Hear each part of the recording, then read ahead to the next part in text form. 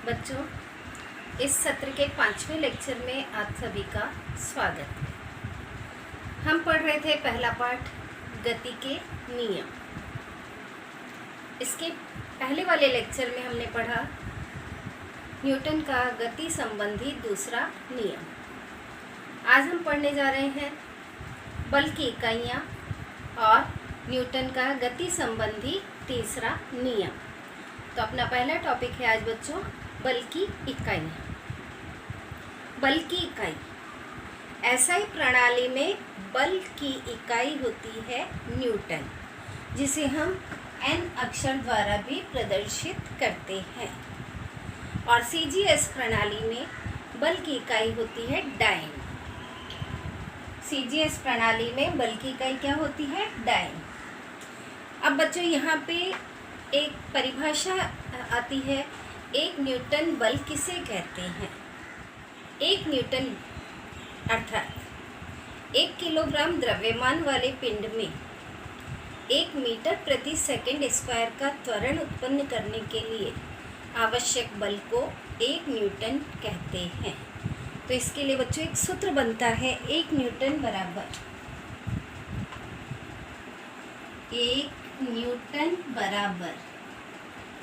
1 kilogram द्रव्यमान वाले पिंड में 1 मीटर प्रति सेकंड स्क्वायर का त्वरण उत्पन्न करने वाले बल को हम क्या कहते हैं? 1 न्यूटन बल। बल के लिए सूत्र आपको मालूम था बच्चों, F बराबर ma। m क्या है? द्रव्यमान, और a क्या है? त्वरण। तो द्रव्यमान ये हो गया किलोग्राम और त्वरण हो गया मीटर प्रति सेकंड स्क्वायर। तो अब दोनों का मान अगर 1 है तो दोनों को गुणा करने पर हमारे पास बल कितना प्राप्त होगा? 1 न्यूटन। तो ये 1 न्यूटन ज्ञात करने के लिए सूत्र है। अब सीजीएस प्रणाली में बल की इकाई क्या है? डाइन। तो एक डाइन हम किसे कहते हैं? 1 ग्राम द्रव्यमान वाले पिंड में 1 सेंटीमीटर प्रति सेकंड स्क्वायर का त्वरण उत्पन्न करने के लिए आवश्यक बल को हम 1 डाइन कहते हैं। तो सूत्र के रूप में इसे लिखेंगे बच्चों यहाँ पे, 1 डाइन बराबर 1 ग्राम गुणा 1 सेंटीमीटर प्रति सेकंड स्क्वायर। 1 ग्राम वाले द्रव्यमान के पिंड में 1 सेंटीमीटर प्रति सेकंड स्क्वायर का त्वरण उत्पन्न करने के लिए आवश्यक बल को 1 डाइन कहते हैं। तो बच्चों अब अपना अगला टॉपिक है न्यूटन का गति संबंधी तीसरा नियम। इसके पहले 2 नियम थे, जो न्यूटन का गति संबंधी पहला नियम और न्यूटन का गति संबंधी दूसरा नियम है। इन दोनों नियमों में हमने ये पढ़ा कि ये बल और बल के परिणाम इन पर निर्भर करते हैं। पर बच्चों प्रकृति में बल कभी भी अकेला नहीं होता है। बल हमेशा जोड़ी के रूप में कार्य करता है और बल जो है अन्योन्य क्रिया का प्रभाव है। जोड़ी में कार्य करता है अर्थात क्रिया बल और प्रतिक्रिया बल दोनों एक साथ कार्य करते हैं, परंतु इनकी दिशा कैसी होती है? विपरीत। क्रिया बल यानी जब हम किसी वस्तु पे बल लगाते हैं तो हमारे द्वारा किया गया वो क्रिया बल, बदले में वो वस्तु भी हम पे बल लगाती है, तो उस वस्तु द्वारा इस पे बल लगाए गए बल को हम क्या कहते हैं? प्रतिक्रिया बल। मेरे हाथ में ये एक ढक्कन है, ढक्कन के स्थान पे बॉल भी लिया जा सकता है या कोई और वस्तु। जब हम उस बॉल को दीवार पे मारें तो क्या होगा? दीवार पे बॉल बल लगाएगा, बदले में दीवार भी बॉल पे बल लगाती है, जिसके कारण बॉल वापस आपकी तरफ आ जाती है। बॉल जो दीवार पे बल लगाती है उसे कहते हैं क्रिया बल, और बदले में दीवार उस पे जो बल लगाती है उसे कहते हैं प्रतिक्रिया बल।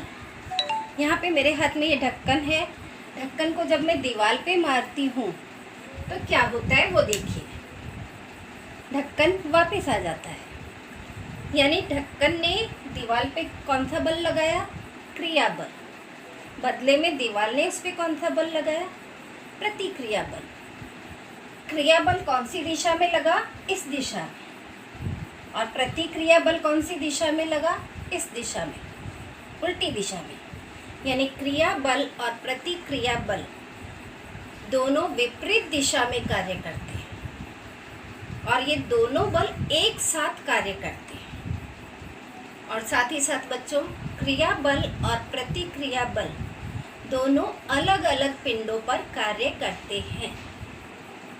इन दोनों बलों को कभी भी अलग नहीं किया जा सकता है, क्योंकि ये दोनों बल हमेशा जोड़ी में ही कार्य करते हैं, और बल कभी भी अकेला नहीं होता है।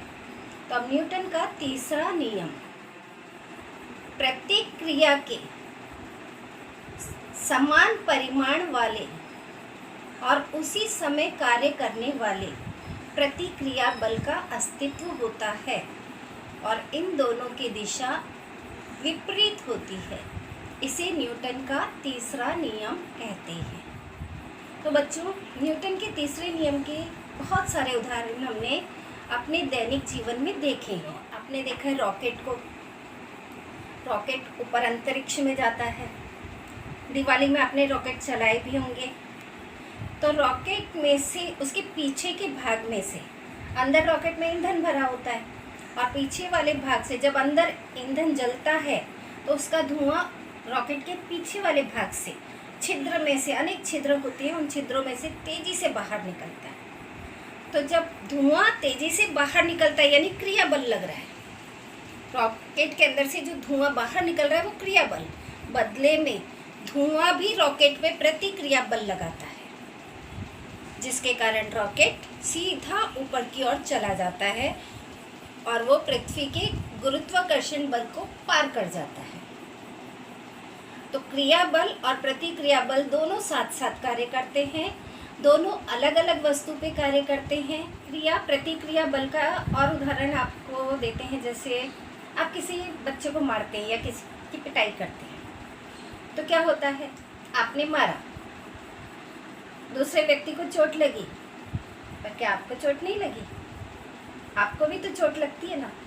तो आपने जो बल लगाया वो कौन सा बल है, क्रिया बल। बदले में उसने जो बल लगाया, प्रतिक्रिया बल।